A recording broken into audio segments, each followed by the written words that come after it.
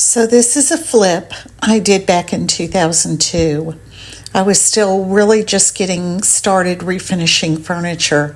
I filmed everything, but the raw footage has been waiting for me to pull it together into a cohesive video ever since. It's a maple nightstand that was my daughter-in-law's. She bought in a yard sale years before. She wanted it to go in my granddaughter's bedroom. My granddaughter was 6 years old at the time. The choices I made in restoring this piece were solely based on what a 6-year-old girl would enjoy, and my daughter-in-law giving me free rein, whatever I wanted to do with it. She just mentioned that she'd like to redo her little girl's room in pink and navy, so it would be nice if that color scheme was used. Now, I firmly believe that if you own a piece of furniture, that as the owner, you are entitled to do whatever you want to said piece. However, if I knew then what I know now, I would make different choices. I would have shared the information I've since learned about this piece with my daughter-in-law, who's an amazingly smart and practical person, and she, no doubt armed with that information, would have agreed with me to simply restore this little nightstand to its original state. But that is not what happened. So get ready for the oh no moment. I painted this. Please don't hate. It is what it is. When I originally saw this maker's mark inside the drawer, I knew that Ethan Allen was very quality furniture, and I knew this nightstand was solid maple. Ted Baumritter was one of the two founders of Ethan Allen Furniture Company back in 1939 in Vermont, which is where this piece was manufactured. I found this exact nightstand selling on eBay for, well, you can see the price. Ouch. Again, it is what it is, so I will just move forward with this flip and won't mention this mistake again. Much.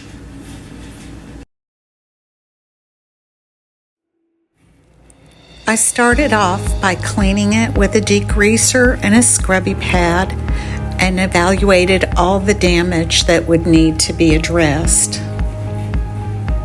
It is missing 2 support blocks on the underside, which is a pretty easy fix. Also, the middle shelf is broken, and that piece at the front is missing.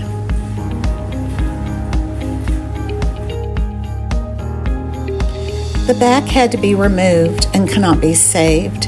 It is completely delaminated and warped. It's a shame because it has the manufacturer information on the back. The date is stenciled on, and this information is typically listed backwards. This nightstand was manufactured in January of 1967, which is 2 years before the company officially dropped the Baumritter name and just became Ethan Allen.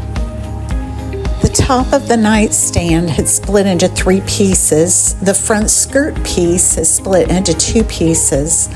I had hopes that I might be able to just glue and clamp the top back together. However, each piece had warped in a different direction, so gluing and clamping was not going to be a long-term solution. The skirt, however, can be fixed. The sides have gaps that can be re-glued and clamped, and those too are fixable. I filled a syringe with Titebond wood glue and injected glue into every gap I could. My husband had a large piece of maple, and he cut me a piece to patch that broken shelf. I just sanded the break smooth, glued it in, clamped it, and it was an easy repair. There is a common saying in the woodworking community, you can never have too many clamps. And I have to say, truer words were never spoken. I think I used every clamp we have on this flip. I mixed up some Bondo and used it to fill the hardware holes in the drawer. I plan on using a simple knob rather than reusing the original batwing pole. I did save that pole though.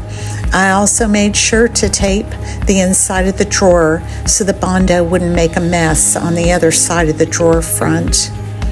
You could also see a line where I glued the two pieces together on the skirt, so I Bondoed that as well. I don't like my repairs being visible in my paint finish, so I also applied Bondo to a crack on the bottom shelf, to the repair on the middle shelf, and to all the cracks I had repaired on the sides. I'd had my husband cut me the two little support blocks missing from the underside. I glued those in and placed tape on them to hold them in place until the glue dried. Bondo dries very quickly, but I always let mine dry overnight. I sanded back the drawer front, but I can see the Bondo shrank and it will require another application. Next, I sanded all the Bondo smooth. I used so much sandpaper.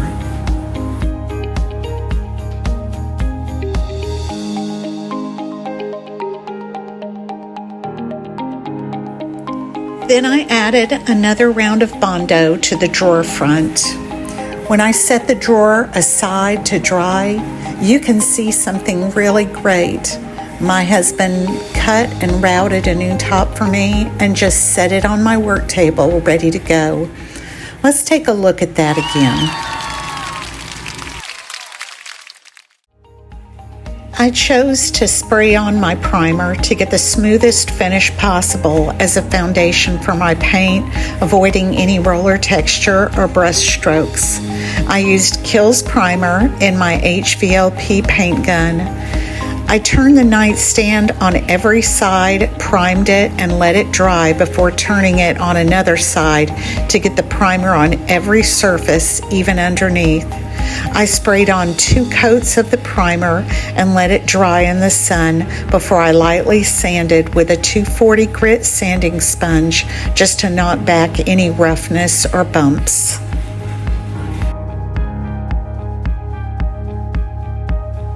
I painted the new top with 2 coats of Kills brand chalk paint in the color Authentic Navy, which, for the record, I don't recommend.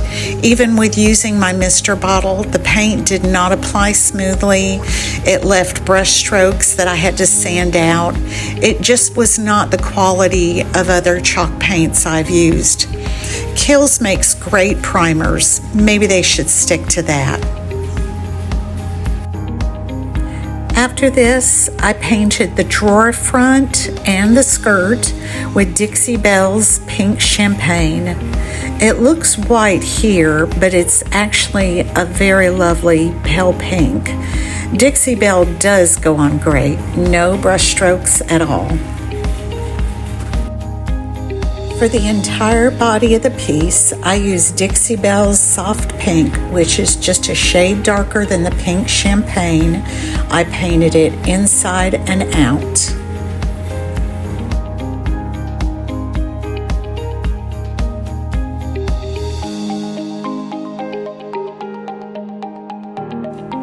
Slight hiccup. Once I applied the paint, I could still see the hardware holes in the drawer front, even after 2 rounds of Bondo and primer.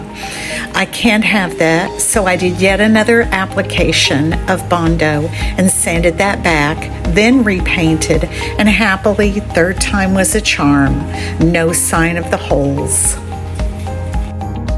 Using painter's tape, I taped off stripes on the drawer front and also the skirt, using a small piece of tape as a guide where to place the next strip.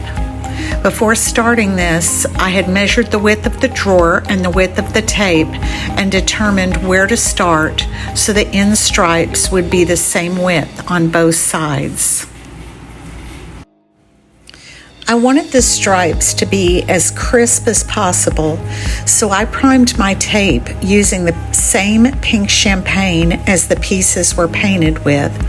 If you do this, then any paint that might possibly leak under your painter's tape will be that main color, and it blocks the secondary paint from seeping under your tape, resulting in cleaner lines. It takes a little time, but ultimately saves you time in touch-ups. My stripe color is the same navy paint as the top. I did 2 coats, pulling the tape away from each stripe after applying the second coat. And just check out those flawless lines. I ended up using a gold paint pen to outline each stripe as well, and it was a really nice touch. After adding my tape stripes to both sides of the body, I painted over the tape using the soft pink to prime it, let that dry, and then repainted using the lighter color, the pink champagne, for the stripes, again removing the tape before the paint dried. I only painted the stripes on the side. I left the inside solid in the darker pink. Next, I reattached the skirt and put a second coat of navy on the top and let it dry. I also decided to caulk the inside of the shelves. It just looks more neatly finished. I taped mine off to get a straighter line and removed the tape with the caulk still wet.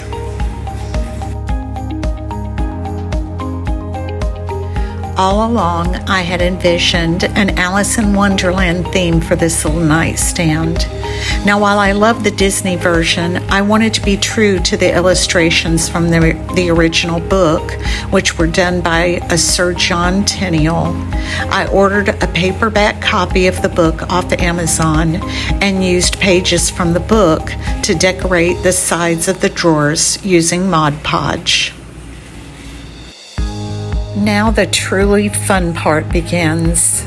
I had printed a stencil using my Cricut Maker and used it to paint a diamond-shaped border around the top in the darker pink color before applying an adorable paint transfer from the Bells and Whistles Alice in Wonderland line using those same illustrations from the book. I cut the transfer out and applied it using the burnishing stick that comes with it and my little rolling brayer. This transfer has so many adorable choices.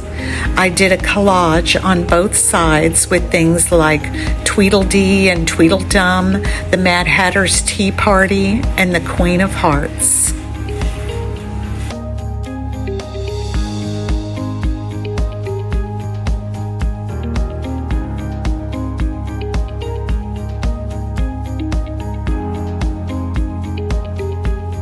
Since this piece is intended to be used by a child, I knew it would need extra protection. I loaded Minwax's water-based polyacrylic in a satin sheen into my sprayer and sprayed on 3 coats, except for the top where I sprayed 5 coats.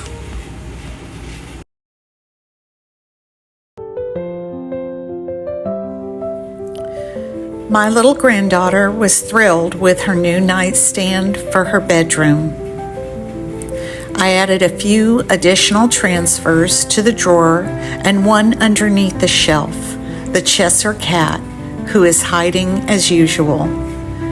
I added a white rose drawer pull, which I partially painted in red with intentional red paint drips as a nod to the Queen of Hearts' insistence that the roses in her garden be painted red.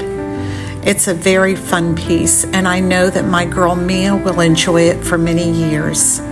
It has been 3 years, and it is still in her room, still being used. And I promise one day when she is older and no longer watches Disney princesses on TV or plays with dolls, if I am still around and still able to do this, I will restore this piece as close to its original state as possible. But for now, it is filled with Barbie shoes and hair bows and candy wrappers. And that's okay. For now. My name is Julie. Thank you for watching.